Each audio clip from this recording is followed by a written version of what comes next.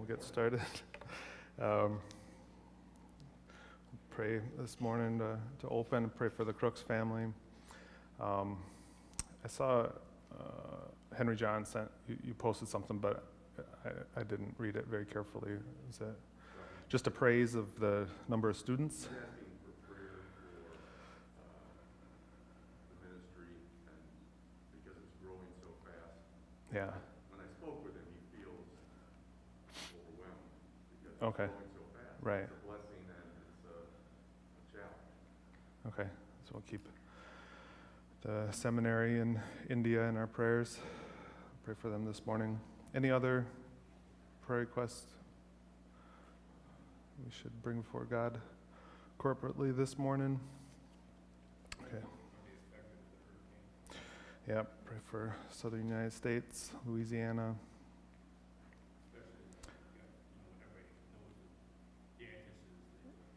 Yep. So I saw your post. It looks like they're not so much worried about their safety, but just kind of property-related things. But who knows? Anything can happen in those crazy storms. So, all right, let's pray. God, it's good to be here, as always, with our family. And just that we have the time to set aside our cares, our everyday cares, and to just recenter and refocus while we spend a few hours here in this building. Pray that we won't waste the time, that we would use it wisely, and that you would be glorified through our worship and our studies this morning. But we do still have some cares that we want to bring before you. We think of the Crooks family with the loss of Dee this week, as they remember her life and grieve for the loss of spending time with her here on earth. So we ask for comfort for that family in this time. We pray for those that are facing down this hurricane in Louisiana and other southern states, that you would protect life. And as always, I think of these disasters in trying times as people oftentimes need to be shook before they turn to you. So I pray that good would come of this, and that people would turn to you, and you would be drawn to you even in this time of potential disaster. Pray for the seminary in India. It's a praise, so we thank you for the interest, the growth, and all the minds that are being reached and the ministries that are being reached through the seminary there under Henry John. But we ask that you would give him clarity, give him peace and wisdom as he leads the seminary in this time of rapid growth, and that things would not be dropped and missed. You'd protect that ministry and continue to bless it as it grows. So again, we ask that we'd use this time well this morning. In Jesus' name I pray. Amen. All right. Okay, so biblical theology. We're quickly making our way through this lesson.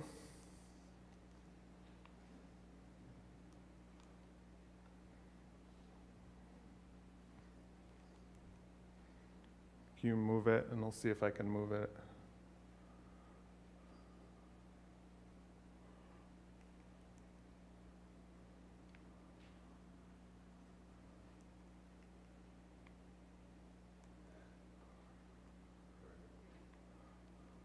Excellent. Thank you.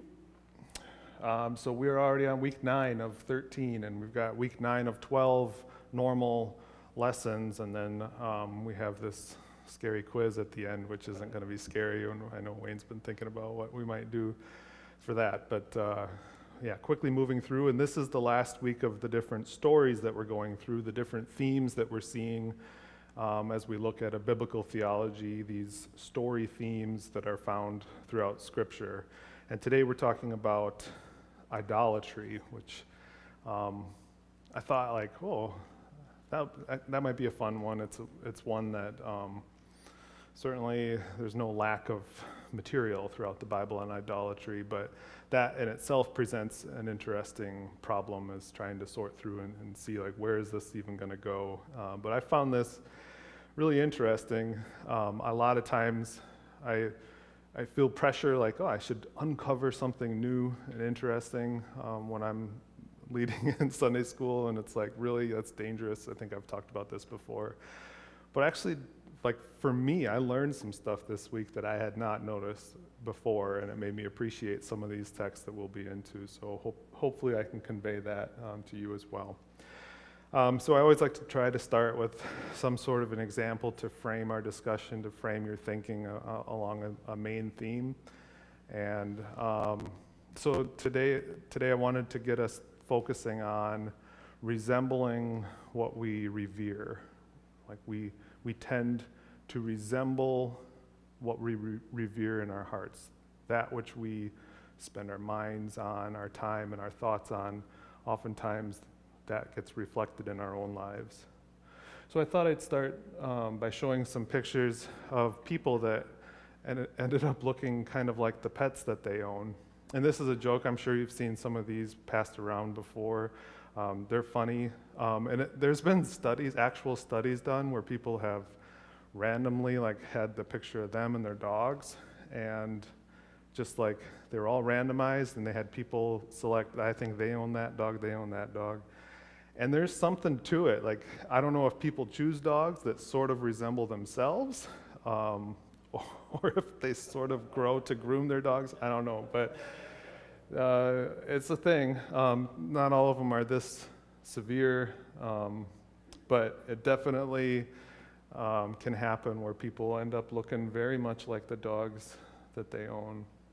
Got one more of these silly ones.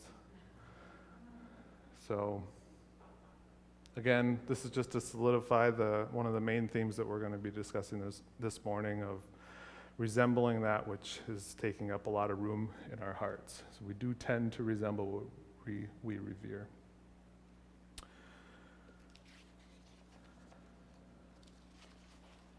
All right, idolatry. As I said, this is a big topic throughout the Bible. You guys know that. I wanted to do a word study to show how many hundreds of times idolatry is mentioned in the Old Testament and New Testament, and I don't have fancy tools to do that, so I started Googling that, and I was getting all kinds of different answers. I didn't reach out to Jeremy. I reached out to my dad, and he's just like, Google it. I was like, I did. I can't find it. And he started throwing out numbers which were different than what I was finding.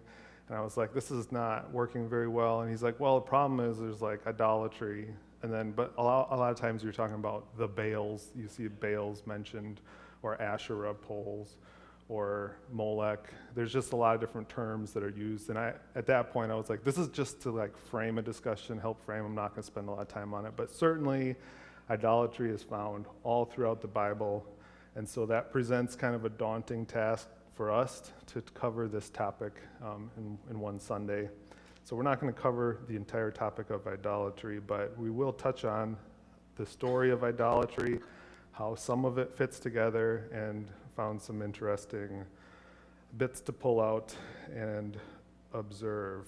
So for me, historically, when I've thought about idolatry in the Bible, I have thought wow, that I think of the images that I put up there. I think of images, people creating physical images and worshiping that. And so that is my primary, when I hear idolatry, I think of that physical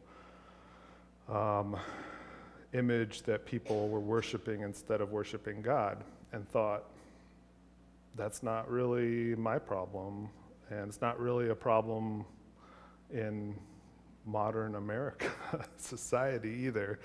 Of course, it is applicable, and I've been reminded of that a lot through different lessons and things, and this again was a good reminder for me that my eyes should not glaze over when we're talking about idolatry. It is definitely applicable to us, and it's very important. First two commands deal with idolatry, and similarly, when I've read the 10 Commandments, I'm like, first two, got those, not don't need to worry about those. I'm not bowing down physically to any idols. But as you know, we've all been told this, idolatry is not physically just bowing down to carved images. Jesus talked, I think one easy way is looking at how Jesus addressed the Ten Commandments in the Sermon on the Mount. He didn't specifically talk about idolatry there, but he talked about, maybe he did, I don't think he did. He's talking about murder and adultery and how it's not just the outward act, but definitely a heart matter, and so that's certainly one way to frame it. Looking at the definition of idolatry from a Bible dictionary, it's not just the image worship, but the second half of the definition talks about divine honor being paid to any created object. And I thought that was a solid definition that expands from that image worship. So next we'll look at a few quotes from some modern theologians. These are the type of things that I've heard preached and taught and have read about how idolatry isn't just a topic that was for a bygone time, but is definitely applicable today. First quote from Tim Keller in his book, Counterfeit Gods. Our contemporary society is not fundamentally different from these ancient ones. Each culture is dominated by its own set of idols. Each has its priesthoods, its totems, and rituals. Each one has its shrines, whether office towers, spas and gyms, studios or stadiums, where sacrifices must be made in order to procure the blessings of the good life and ward off disaster. What are the gods of beauty, power, money, and achievement, but these same things that have assumed mythic proportions in our individual lives and in our society? It's really well-written statement about the things where our hearts are, our minds, the things that we have lifted up to so great importance that we have these giant shrines to them, even in our modern day. Not exactly the monuments and temples that were built in ancient days, but very much a parallel to what we're showing by our expenditures and great works of our hands, what is most important to us today. D.L. Moody, you don't have to go to heathen lands today to find false gods. America is full of them. Whatever you love more than God is your idol. And finally, quote from Greg Beale in his book, We Become What We Worship. I will say that's a book that I think this lesson was built upon that book. It's like a look at idolatry from a biblical theological perspective. It's like, wow, that book was written for this topic. And I think that the author of this particular curriculum drew heavily upon Beale's work there. But he said idolatry is to commit ourselves to some part of the creation more than to the Creator. Any thoughts on some of these modern, before we dive totally into the lesson, some of the modern take on idolatry, things that you've heard, things that I haven't covered yet, reactions to any of these quotes?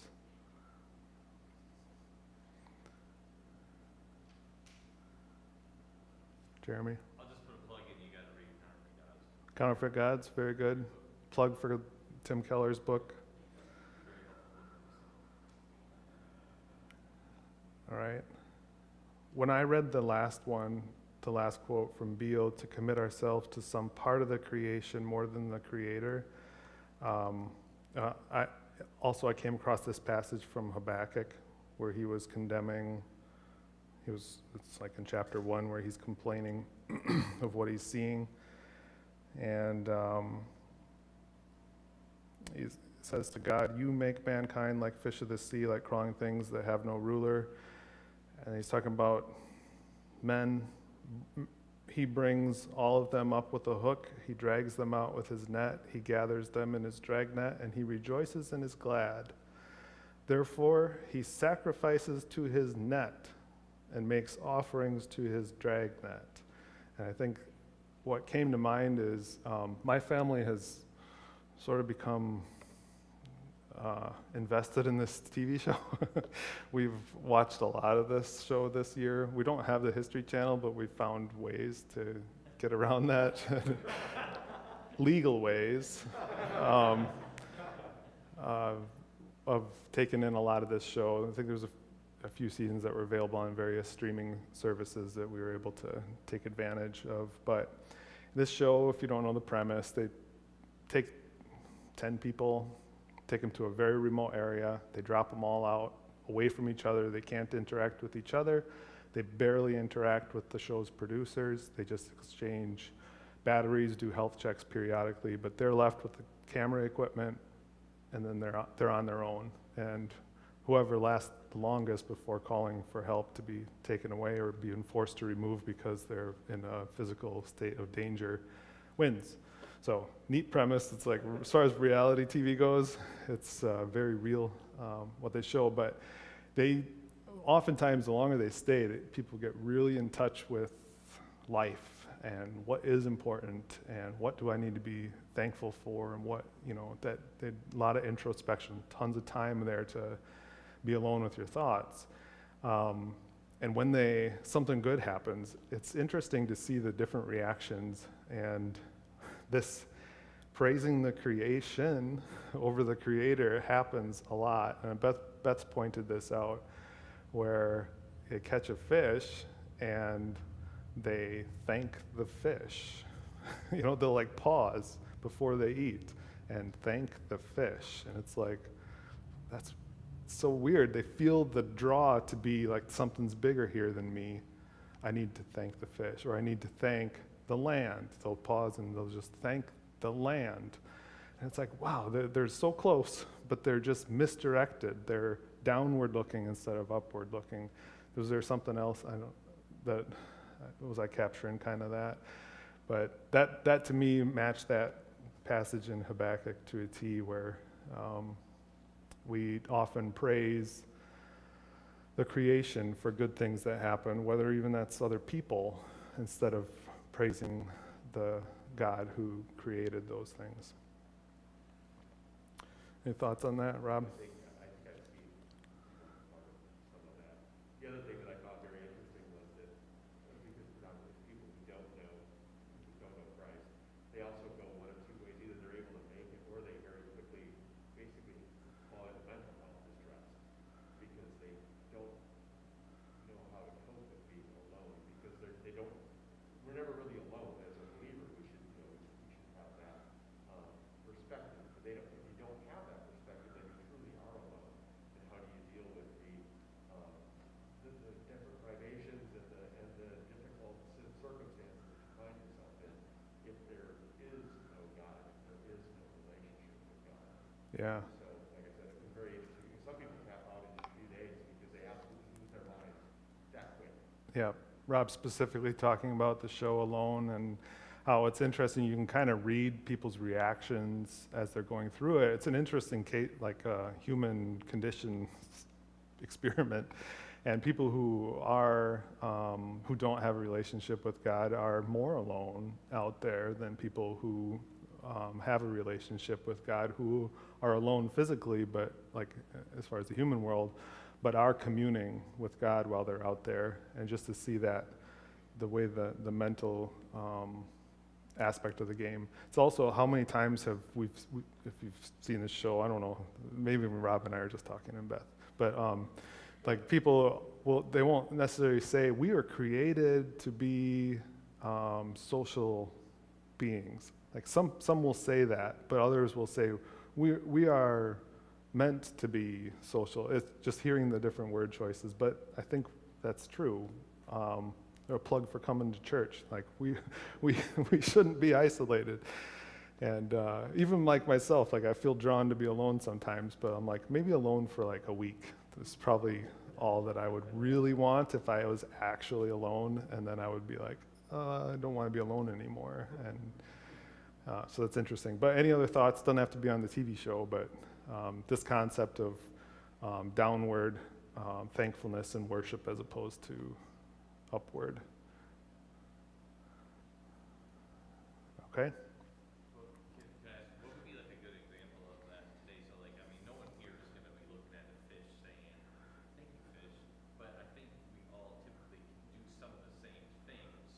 Yeah. Think of something like that. Well, I think of just any good thing that happens in life. I think a lot of us are very thankful for our own skill and wisdom in bringing something that has come to pass, instead of thanking God for allowing that to come. Or somebody comes into life, you got a flat tire, and somebody stops and helps you on the side of the road. Or you make it to a gas station in time. But it's really easy to thank the person and really praise the person. And a lot of times a Christian will deflect that upward. They're like, no, thank God that I was here to see you. And that's appropriate, where it's like, yes, thank you for doing that, but thank God for sending somebody. And it's easy to just say, thank God, but thank God for sending people. So those are some other examples. Did you have something in your head? No, I was thinking probably a skill, or if something happens, then we're thankful for, the good economy or something like that, and that's all great, and yes, but we gotta make sure that we understand that it comes from God. Yeah. Yeah. Those I've said this before. Oftentimes you're approaching something important in your life. I've used this example, but I'll use it again, like a test. You have a test, you're going to take a test. So you pray that you would be able to focus, remember the things that you've studied, and do well on the test. And then you do well on the test. And then you tell everybody, I did so good on that test. I studied, I did really good, I got a great score. And it's all of a sudden, it's all about what you did, even though before the test, you're like, God, help me with this test. After the test is, I did it. So I think that's another example where we do that. Anne-Marie.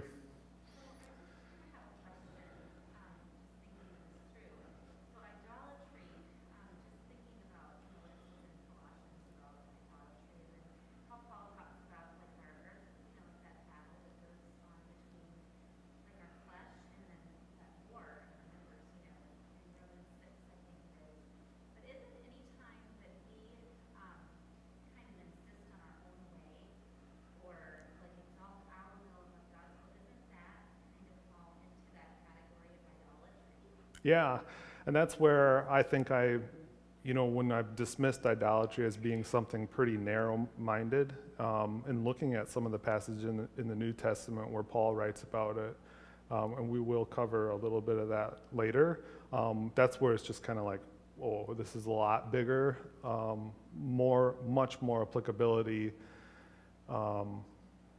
where anytime our thinking isn't upward, and anytime we aren't reflecting God in our decisions and our downward reflecting and letting those things influence, I think it is appropriate to label that idolatry. And Paul does, and we'll get there a little bit. Hopefully we'll get there. David.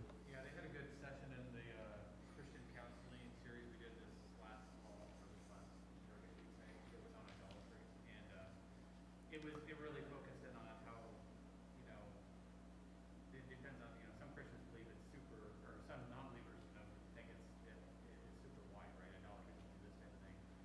And then there's some parts of Christianity that think it's super narrow, like everything that you could be doing is idolatry, right? So I really tried to focus in on the nuances of it, and hey, just because you watch a football game, or just because you go do this on every Thursday night or something, that doesn't necessarily mean that's an idol. That, as long as you're keeping that in focus on what the greater good is.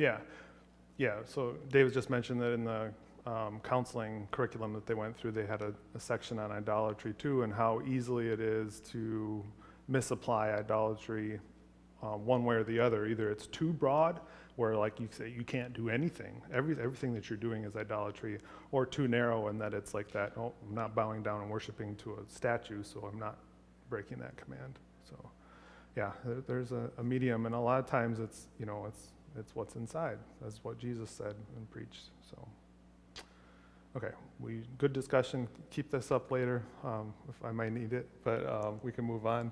Have a little exercise here for you to work. I'm not going to group you together, so you can look these up yourself. So that half, look at Exodus 32. It's a familiar passage. It's a fairly big passage, so skim it, get familiar with it.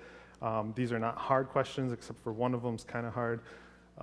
which is why I'm doing it. And then this side, all those other passages, they sort of relate to each other. So just take 5-ish minutes, maybe a little bit more. I'll try to read the room and answer those 3 questions. Who is guilty of idolatry? What was the idol? And back to that main point, how did they become like the idol? All right, that's kind of the fun part of this exercise. So take a little time by yourself or just with the people right next to you and go through that.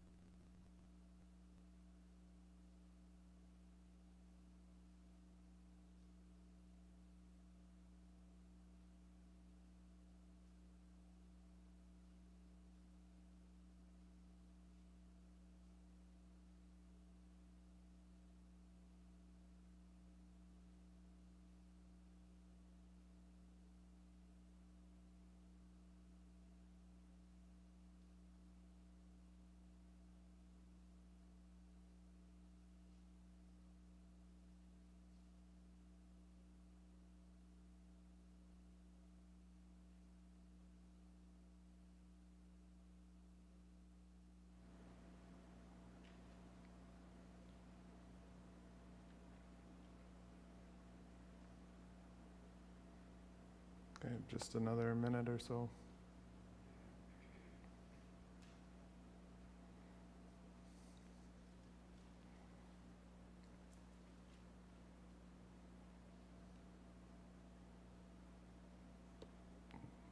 rest.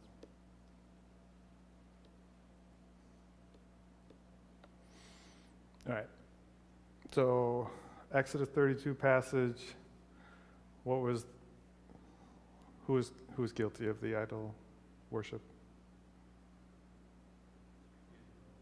The Israelites. This is the big, where I got my imagery that I'm using for this lesson. What was the idol? The golden calf. All right, again, kind of like the prime example of idol worship. And then the hard question: how did the Israelites become like the golden calf?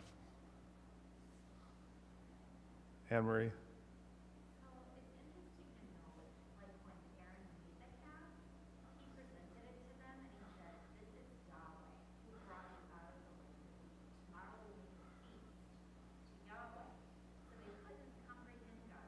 Remember when God came down the mountain and the people all ran away in terror and they said, "Don't let him talk to us, we're all going to die." And that's when Moses went up to the Lord. They just couldn't bear it. They were too terrified. And so, because they couldn't accept God for who he was, they made him into something that they could understand. And so, like, becoming like their idol is more like they were making God into their image, that they could understand, that they could tolerate, that they weren't so terrified of, Yeah. Yep. All very true. And so, Anne Marie, if you didn't hear, is just saying, you give a little bit of history as to, they weren't saying this calf is a different God than Yahweh. They were just reducing God, Yahweh God, to something that they could get their minds around, something physical to worship. And so,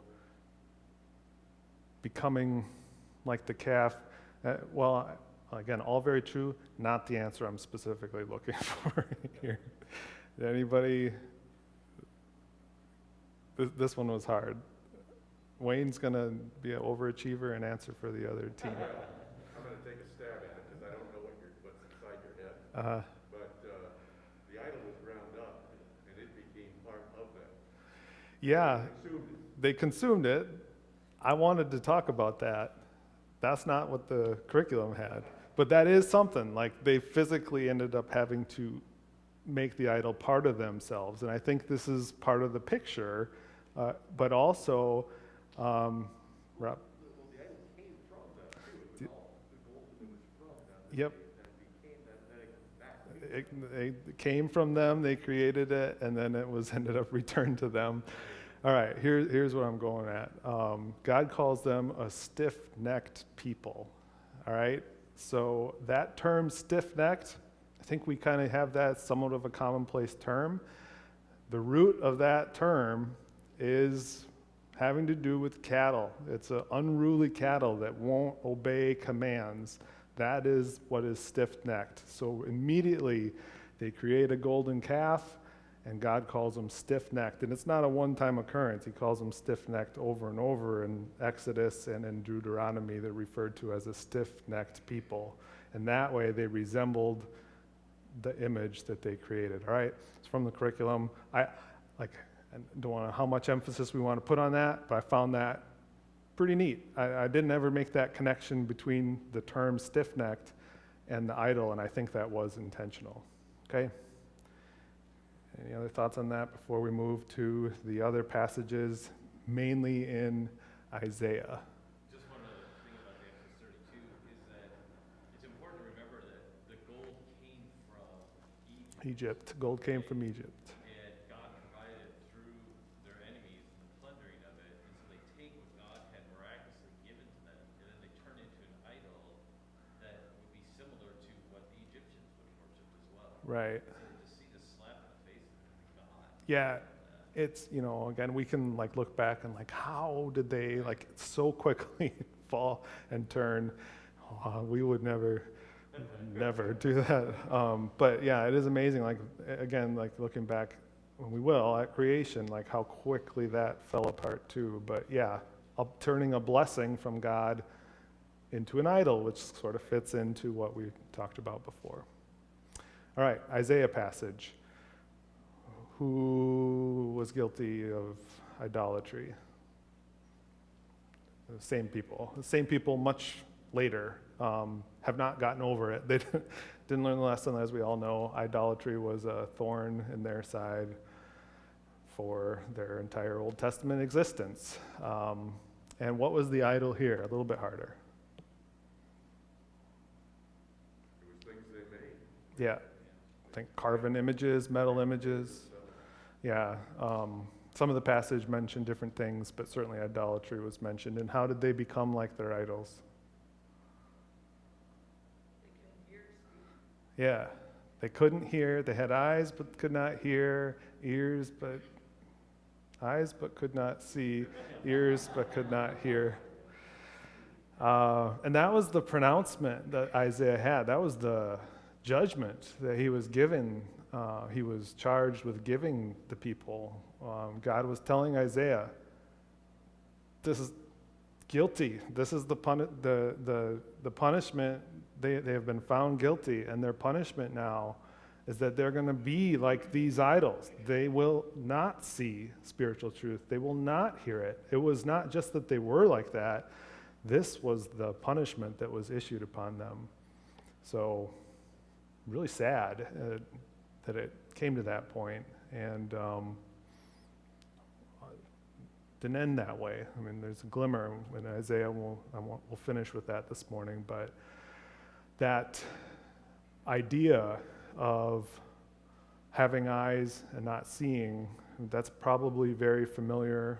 That's a term that wasn't just used in this part of Isaiah.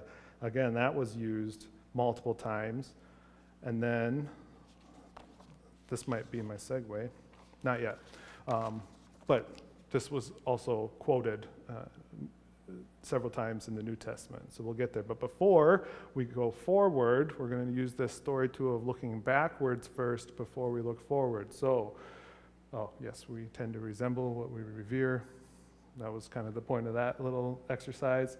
But looking all the way back at creation, it's a reminder we were created as reflective beings. Here's another quote from that Beale book. All humans have been created to be reflecting beings, and they will reflect whatever they are ultimately committed to, whether the true God or some object of the created order. So right from the beginning, again, we're supposed to be reflecting upward, but immediately, starting with Adam and Eve, we reflected something else that took God's place in our hearts. So that, again, was why we tend to resemble what we revere, because we're kind of created to do that. What our inputs are what our outputs become. And if our inputs are not from God, then we have the problem, which is what we all have to continue to struggle against. Okay, idolatry at the time of Christ. I mentioned this. Jesus himself quoted Isaiah talking about having ears but not understanding and seeing but not perceiving. I think a lot of these throughout the Gospels was the same. All four Gospels are referring to the same event, perhaps, or perhaps he said it multiple times, but certainly it was important enough where they all recorded it, recorded Jesus saying that. Also wanted to focus, I wanted to because it was in the curriculum, this exchange with Jesus and the Pharisees, where he says, "Woe to you, you scribes and Pharisees, hypocrites!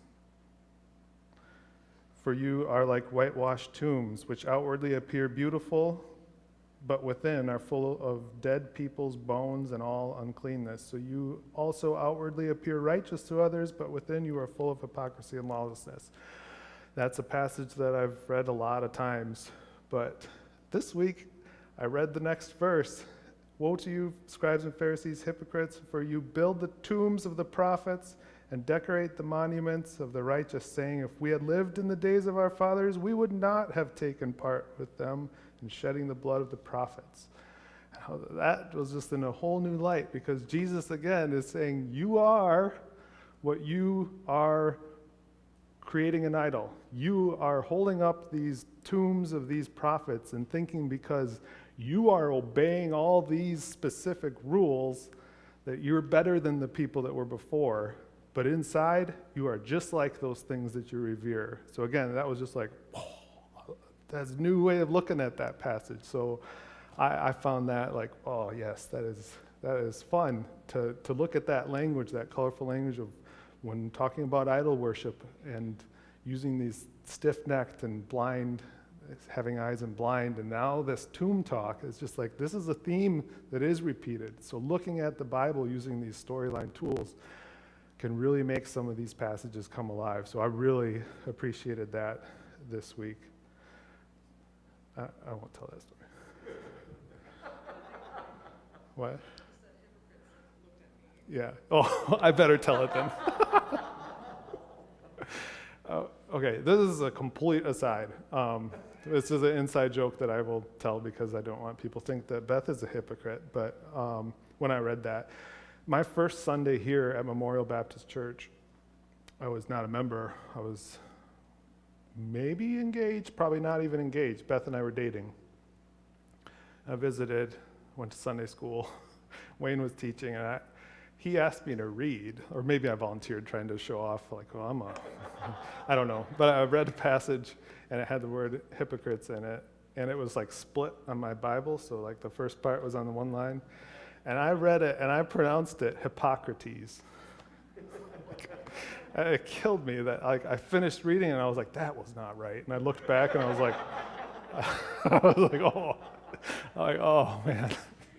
Hippocrates. So I have made fun of myself for that for years. So then when I read it this morning and read it correctly, I looked at Beth, not because she's a hypocrite, but because I got it right this time. Okay, we need to get recentered.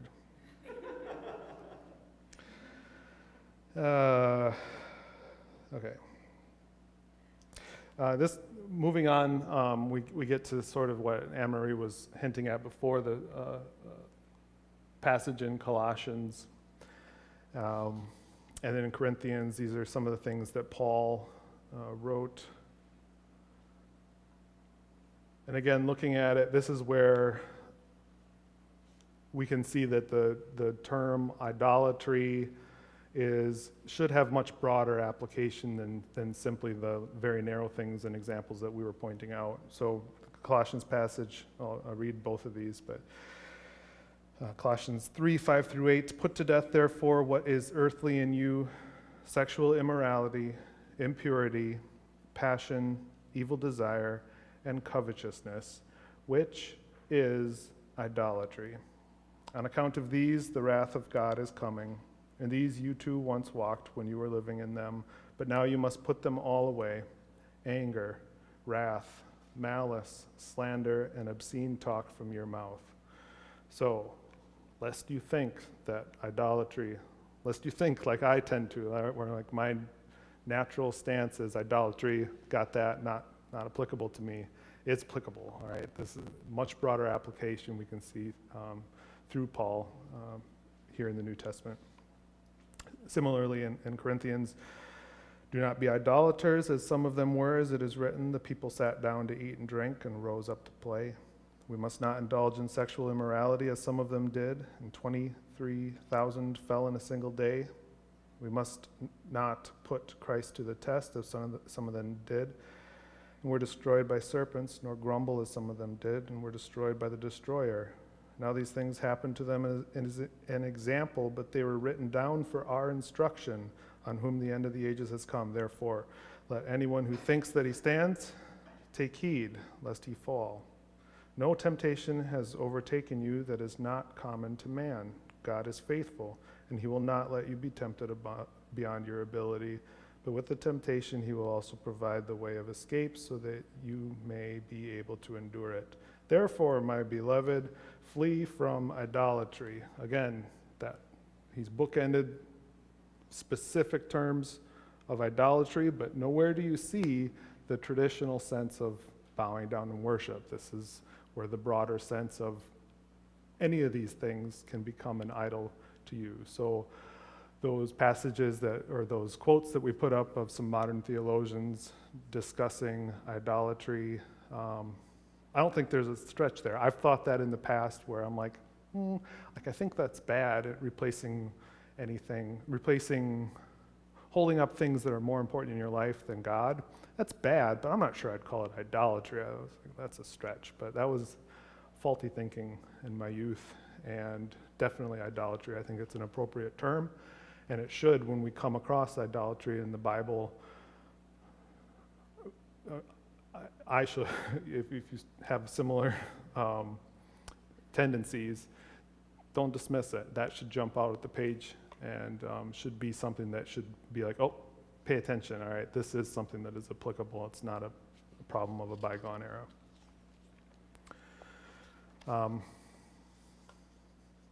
I think maybe Anne-Marie even foreshadowed this little discussion that Paul had in Romans. We won't spend a lot of time on this. I think it's in the handout. If you didn't get one, maybe I didn't print off enough of them, but Paul contrasts worship, wrong-headed, wrong-focused worship versus right-focused worship here. And there's a neat parallel in these two passages in Romans that show the results of our wrong word-directed worship and our true and proper worship. So, I mean, pretty obvious. I don't think this is a new lesson for anybody, but it's a nice parallel that you can meditate on and focus on and work through. But again, we won't take the time this morning to do that. So, recognizing our idolatry in our world, the idolatry in our world, what are some attributes of God for which we can be thankful? So, taking a step back, we got this big picture, this big storyline of idolatry in the Bible. We've had a good discussion, but we don't want to, again, leave it on, we're all terrible, but like, what about God? What can we be thankful for? What do you know about God that we can be thankful for in light of all the idolatry that we struggle with?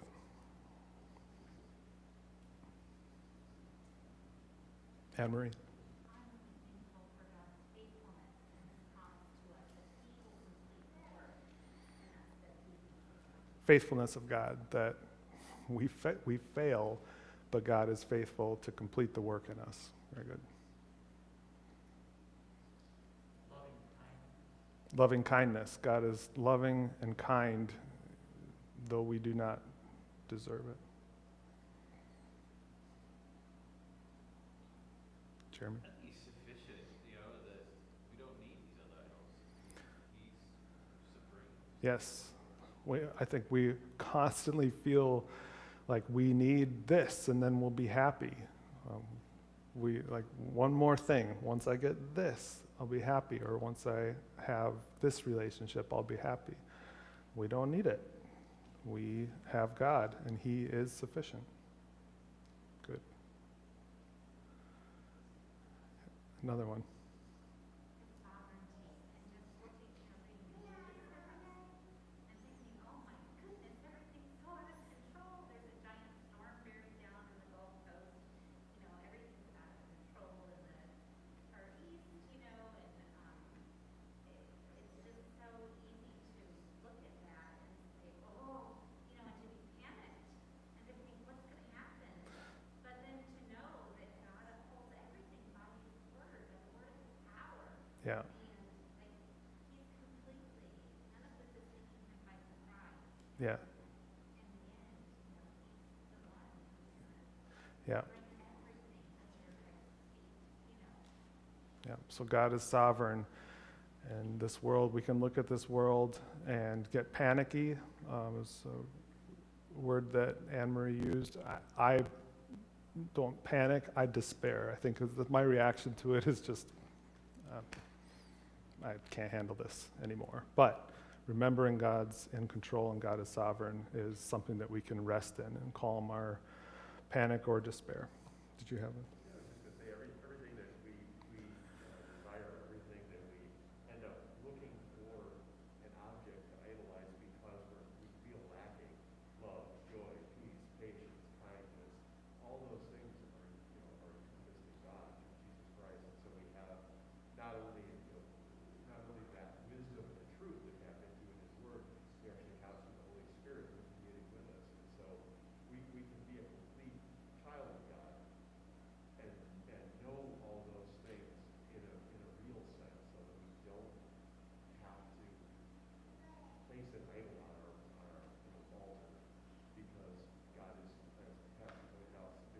Yeah. We kind of like miss all those little attributes. The blessings, yeah. So like we have, it's not like we've got to worship God because we were commanded to, and it's a drudgery and we got to do that. It's like it's good for us, and this reflecting God results in the fruit of the Spirit, which Rob was going through. It's like these are good things, and will ultimately fill that hole in our life that we think these other idols will fill, but in truth, look to God, and that's what will fill our lives. So good. And those are the ones that came to my mind, and more. So just one final slide to go, where there was hope. In some of these passages, these were other things that were later in the book or in and around those bad news, idolatry passages, even in Isaiah. Isaiah says, "Then the eyes of those who see will not be closed, and the ears of those who hear will give attention." So even though there's a lot of condemnation to the children of Israel in that time, there was hope. Restoration would happen. Later in Isaiah, the very familiar passage, for that which was not been told to them, they see, and that which they have not heard, they understand. So again, in Isaiah foreshadowing the coming of Christ, we see there was going to be resolution to that judgment. Jesus, although said that he quoted Isaiah saying they have eyes and do not see, and ears and do not hear, specifically speaking to his disciples, his followers, says, "But blessed are your eyes, for they see, and your ears, for they hear." So we see that this is where we get that discontinuity. Continuity and discontinuity. Here's our discontinuity with Jesus, and that should get our attention that, everything that we've been seeing with idolatry was one way, now it flips when we come to Christ.